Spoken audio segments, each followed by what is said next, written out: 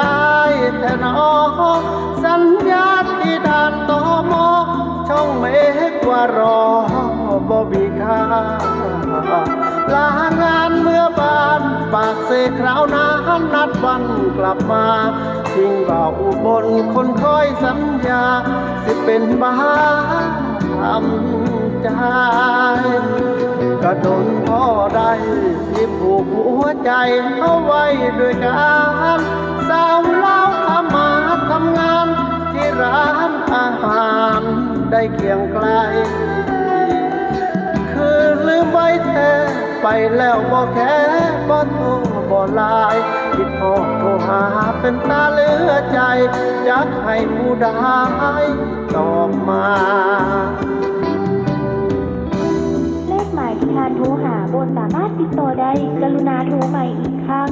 The subscriber you have dialed is out of coverage at the moment. Please try again later. ถึงดอกจำปายืนรอก็รู้ว่ากลงเหล็กที่ด่านตมช่องแม่จนตำรวจตมแนมนา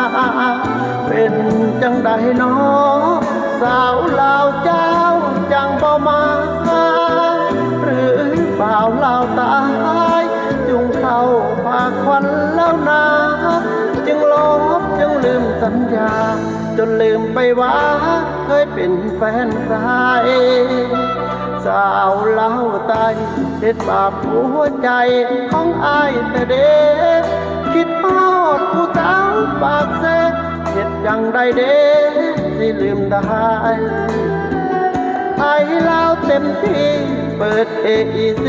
ติดต่อกันง่ายแต่เป็นอย่างสัญญาหัวใจ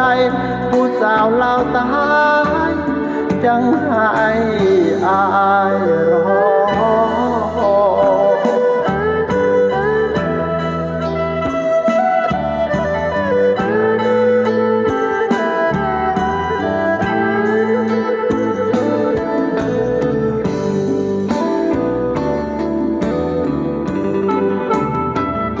สาวเล่าตายเห็ดบาปหัวใจอายแท้เด้